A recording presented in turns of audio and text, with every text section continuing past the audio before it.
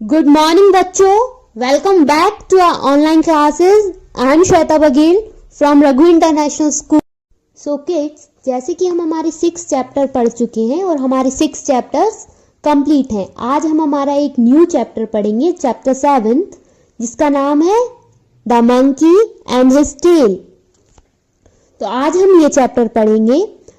जैसे कि आप लोग जानते हैं मंकीज कितने नॉटी होते हैं, कितने शरारती होते हैं और कितनी मस्ती करते हैं, किस तरह वो उछल कूद करते हैं और अपने बाकी सारे फ्रेंड्स को परेशान करते रहते हैं. मंकीज से रिलेटेड हमने बहुत सारी स्टोरीज पहले पढ़ रखी हैं. उसी तरह से ये एक स्टोरी है जो हम आज पढ़ेंगे. पहले हम स्टोरी पढ़ने से पहले कुछ वर्ड्स के मीनिंग को देखते हैं और समझते हैं उन मीनिंग्स को, जो कि हमें आगे चैप्टर को समझने में हेल्प करेंगी. तो हम देखते हैं कौन कौन से वर्ड्स हैं जो हमें पढ़ने हैं. As you can see on your screen, जैसे कि आप स्क्रीन पर कुछ वर्ड्स देख रहे हैं, ये वर्ड्स हमें याद करने हैं और हमारी नोटबुक में भी ये वर्ड्स हमें लिखने हैं. तो हमारा फर्स्ट वर्ड है एंजॉय. ENJOY, enjoy. एंजॉय मतलब आनंद लेना, मस्ती करना या किसी चीज से खुशी मिलना, कोई ऐसा काम करना जिससे हमें खुशी मिले.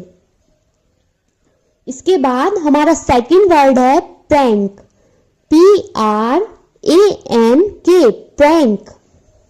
प्रैंक यानी शरारत, किसी टाइप की शरारत करना, मस्ती करना, छेड़खानी करना अपने फ्रेंड्स के साथ, उसे हम बोलते हैं इंग्लिश में प्रैंक. इसके बाद हमारा थर्ड वर्ड है ब्रांच. BRANCH, branch. ब्रांच यानी पेड़ की शाखा या डाली. फिर हमारा नेक्स्ट वर्ड है काइंड. KIND, kind. काइंड यानी दयालु. जो लोग बहुत अच्छे होते हैं, दूसरों पर जल्दी दया करते हैं और दूसरों की हेल्प करते हैं, ऐसे लोग दयालु होते हैं, उन्हें इंग्लिश में काइंड कहते हैं. इसके बाद हमारा लास्ट वर्ड है अगेन. AGAIN, again. अगेन यानी दोबारा या फिर से, कोई काम फिर से करना या दोबारा करना. सो ये थे हमारे कुछ वर्ड्स जो कि हमने चैप्टर से पहले पढ़े. अब हम आगे चैप्टर को पढ़ेंगे. तो हमारे चैप्टर का नाम है the monkey and his tail. ये एक नॉटी मंकी की स्टोरी है. उसकी एक फ्रेंड होती है कैट. किस तरह वो कैट एक प्रैंक करता है अपनी फ्रेंड के साथ और बाद में वो फ्रेंड उसे एक अच्छा सा सबक सिखाती है. ये स्टोरी इसी पर बेस्ड है. तो अब हम आगे स्टोरी पढ़ेंगे. The cat and the monkey are great friends. एक कैट होती है और एक मंकी होता है, दोनों बहुत अच्छे फ्रेंड्स होते हैं. They enjoy themselves playing games and running around. वो लोग गेम खेलते हुए और चारों ओर दौड़ते हुए मस्ती करते हैं. One day the monkey thinks of a prank. मैंने आपको बताया था प्रैंक मतलब शरारत करना. तो एक दिन मंकी क्या सोचता है, एक प्रैंक करने के बारे में सोचता है, एक शरारत करने के बारे में सोचता है. तो इसके लिए वो क्या करता है, he pulls the cat's ears and hides in the branches of a tree. तो उसके लिए वो क्या करता है, पुल्स मतलब खींचना, कैट के ईयर्स, कान को खींचता है और पेड़ की ब्रांचेस में जाके छुप जाता है. ब्रांचेस.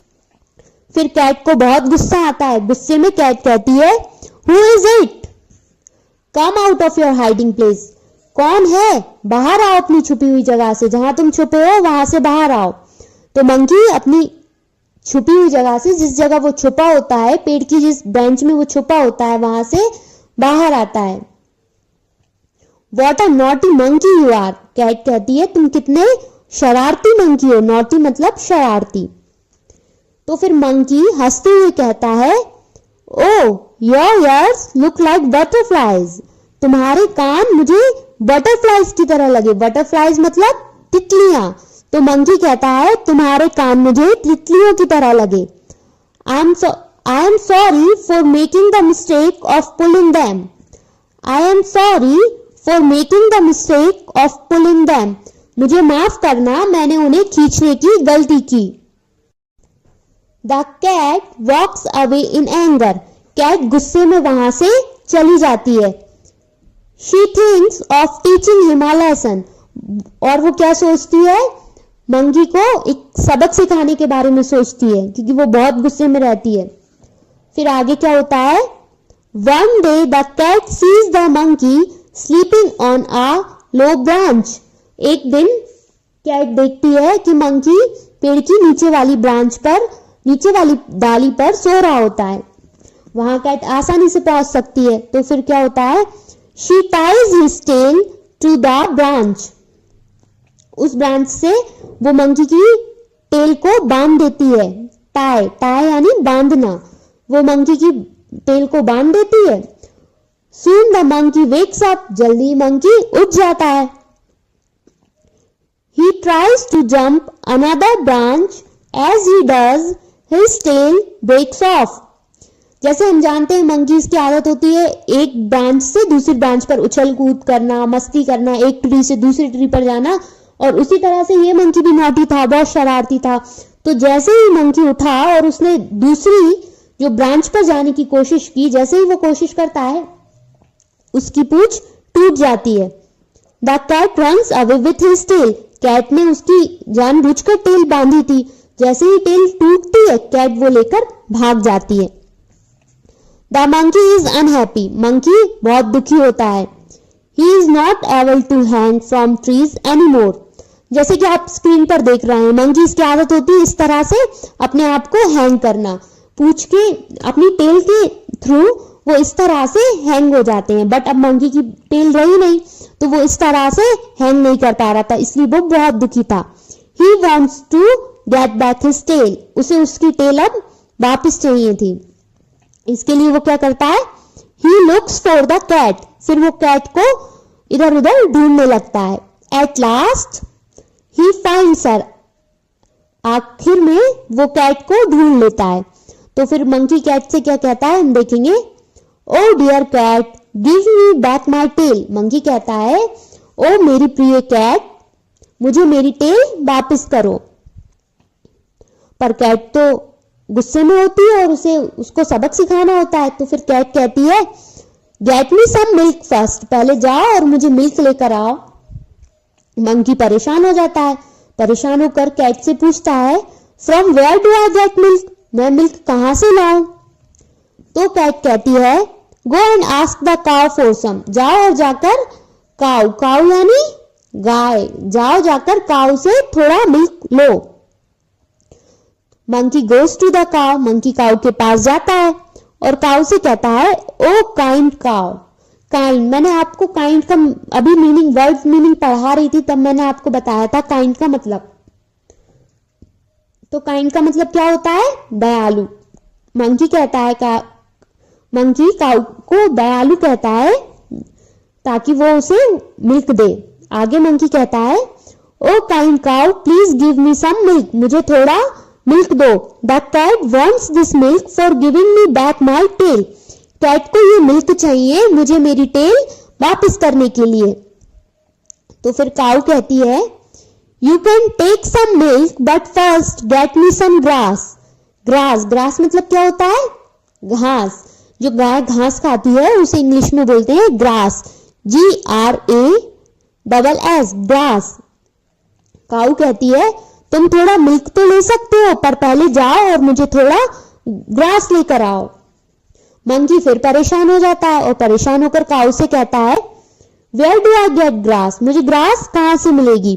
तो फिर काऊ कहती है, आस्क द फार्मर। फार्मर मतलब क्या होता है, किसान, जो खेत में। फार्मर। तो काऊ कहती है, आस्क द फार्मर, फार्मर से पूछो। Monkey goes to the farmer. Monkey farmer के पास जाता है।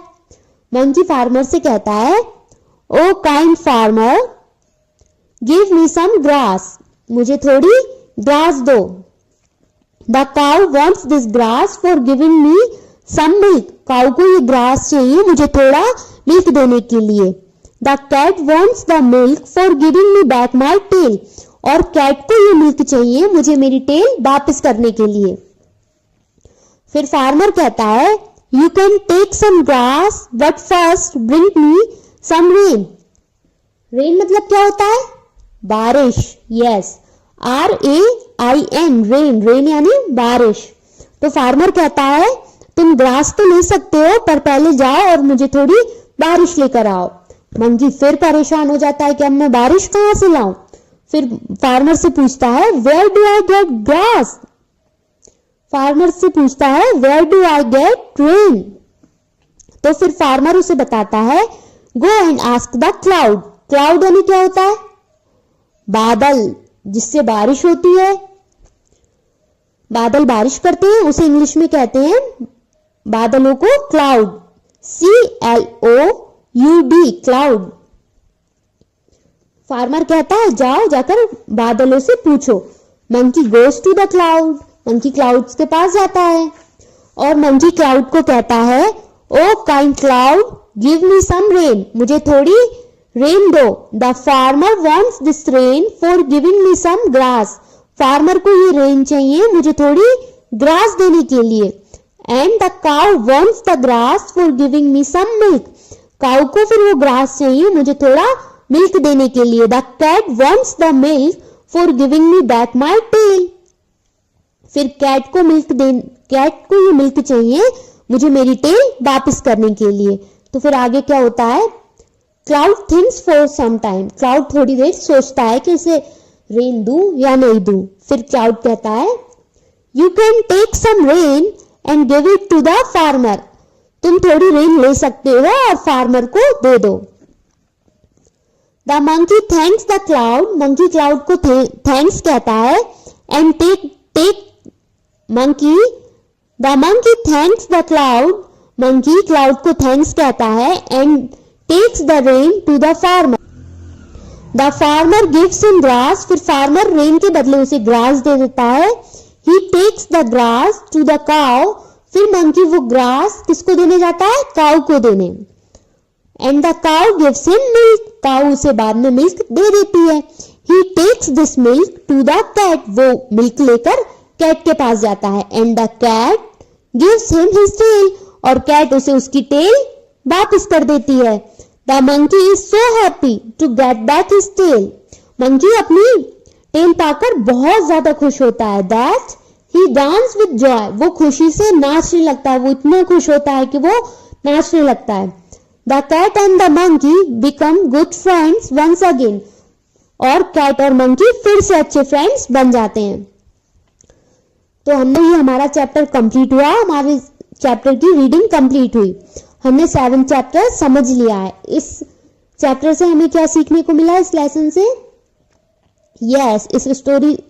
इस स्टोरी से हमने सीखा कि हमें हमारे फ्रेंड्स के साथ शरारत नहीं करनी चाहिए और उन्हें परेशान नहीं करना चाहिए। और फिर हमने आगे देखा किस तरह काऊ ने, फार्मर ने और क्लाउड ने मंकी की हेल्प की, उसी तरह हमें भी दूसरों की हेल्प करनी चाहिए।